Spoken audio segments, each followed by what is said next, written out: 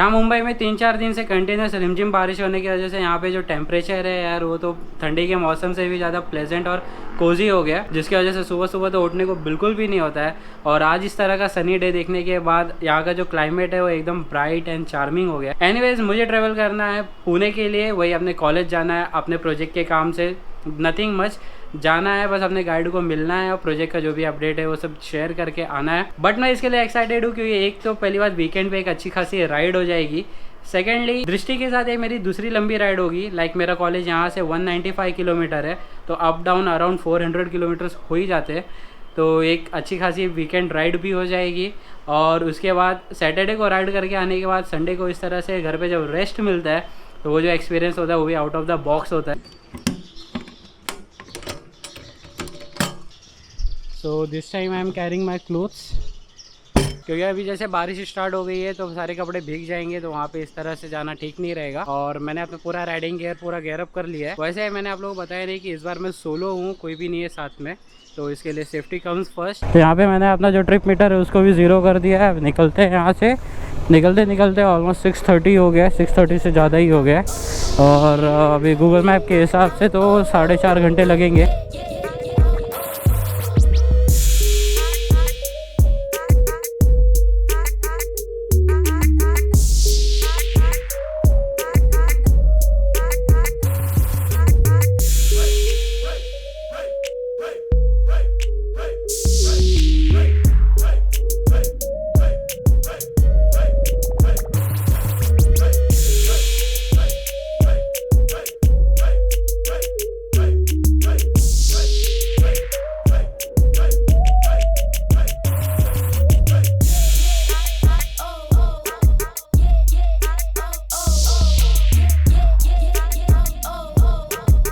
City से निकल के इस तरह से ओपन हाईवे पे आने पे जो फील होता है ना, तो एकदम ऐसे ही लगता है कि कान पे बैठी हुई कोई चिड़िया उड़ चुकी है। Now look at the fuel consumption of दृष्टि।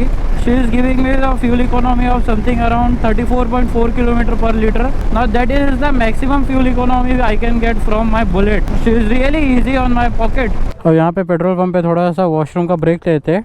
और ये देखो मेरे व्लॉगिंग सेटअप की क्या हालत हुई है, पूरा ये जो मैंने वो प्लास्टिक लगाया था पूरा निकल चुका है। चलो एक अच्छा सा रिफ्रेशमेंट ब्रेक भी हो गया। तो ये एक एडवांटेज होता है सोलो राइड पे निकलने का कि आपको जब मन करे आप रुक सकते हो, जब मन नहीं करे मत रुको। एक फ्लेक्सिबिलिटी होती है, बट वो एक डिसएडवांटेज भी होता है क्योंकि जब ग्रुप नहीं रहता है तो फिर मिस करते हैं उन लोगों को। ये फ्लेक्सिबिलिटी पे हम अपना रिकॉर्ड बना सकते हैं कि भाई इतना जल्दी किया, इतना टाइम में किया, या जैसे बहुत अच्छा व्लॉग बनाना है तो जगह जगह पे रुक करके व्लॉग बना सकते हैं। पर उसमें वो मेमोरी नहीं बन पाती है जो एक ग्रुप के साथ बनती है।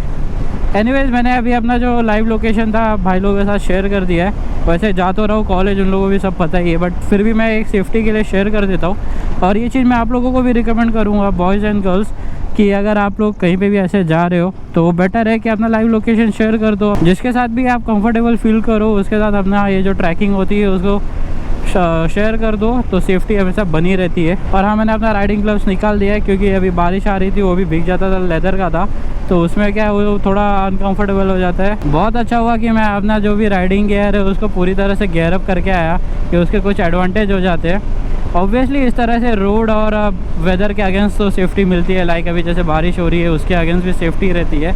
प्लस मैंने कुछ राइडर्स को नोटिस किया, वो लोग भी निकले रहेंगे, आज वीकेंड है तो हमने वीकेंड गेट अवे राइड पे, तो वो लोग भी इस तरह से अपने को थम्सअप दिखाते हैं, हम भी उनको थम्सअप दिखाते हुए चलते रहते हैं। तो उसमें इस तरह का जो ट्रिप होता है वो बर्डन जैसा फील नहीं होता है, क्योंकि अगर आज देखा जाए तो हम सबकी ज़िंदगी की एक ही कहानी है।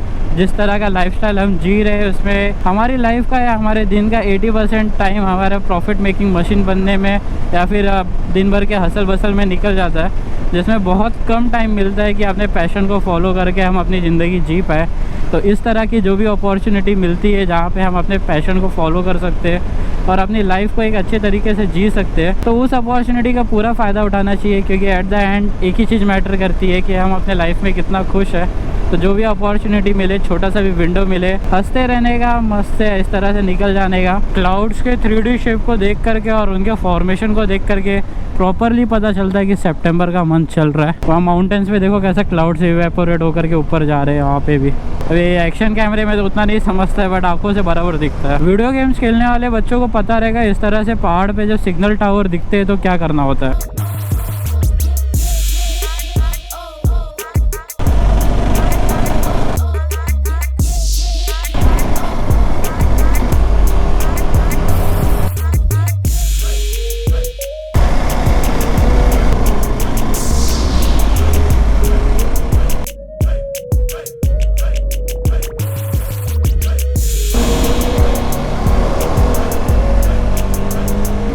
यार, इस तरह से कर्व्स पे इन लोगों ने ऐसे मवेशी छोड़ दिए लाइक।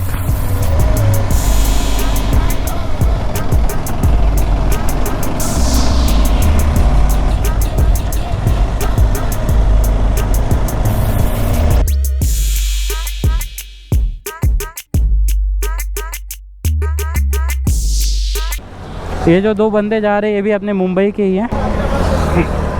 ऐसे ही थोड़ा वॉशरूम के लिए रुके थे तो बातचीत हो गई, हाय हेलो हो गया। अभी हम भी निकलते, चल।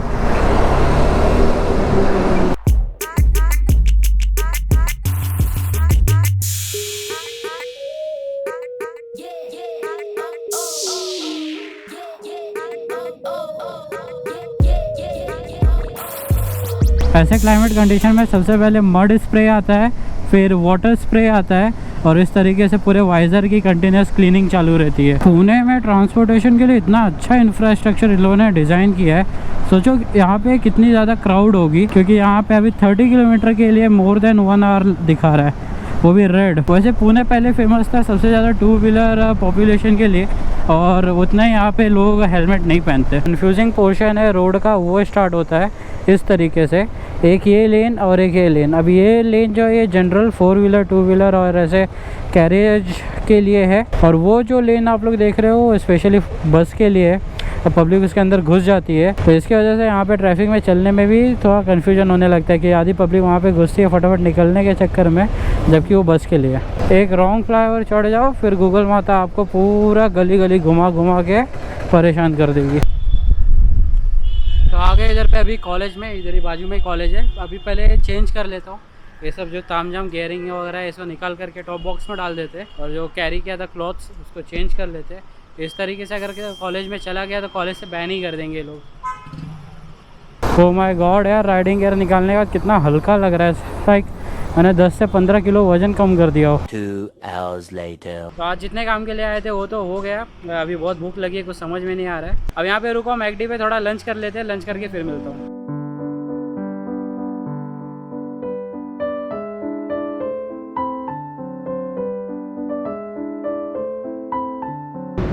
तो चलो अब निकलते हैं वापस। तो मैंने यही वाले पेट्रोल पंप पे रुका था, वापस से अपना जो भी गेयर अप वगैरह था सब कर लिया, और जो लंच करना था वो भी कर लिया। लंच ज़्यादा नहीं कर पाया क्योंकि सुबह से भूखा था, तो भूखे पेट ज़्यादा खाने को भी नहीं होता और खाना भी नहीं चाहिए। कि अभी यहाँ से जाना है मुझे 185 किलोमीटर, जिसके लिए 5 घंटे लगेंगे। ज़्यादा खा लिया तो चलाऊँगा कैसे।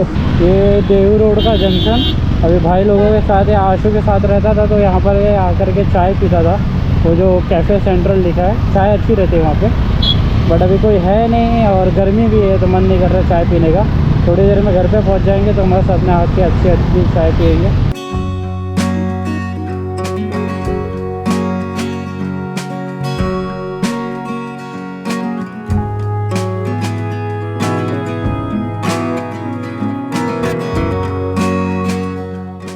और मैं इस तरह से मोटो ब्लॉग कर रहा था कि मैंने अपने कैमरे में अपना ये जो माइक है वो मैंने प्लग ही नहीं किया। लिटरली मैं जब भी अपने कॉलेज से निकलता हूँ हर बार ब्लॉग करता हूँ और ऐसे ही करता हूँ कि मैं अपना जो माइक्रोफोन होता है उसको कभी भी प्लग नहीं करता हूँ। उसकी वजह से ये पंखा हमेशा होते रहता है। अभी फ़िलहाल मैं यहाँ पे रुका हूँ, ये wet and joy water park के पास।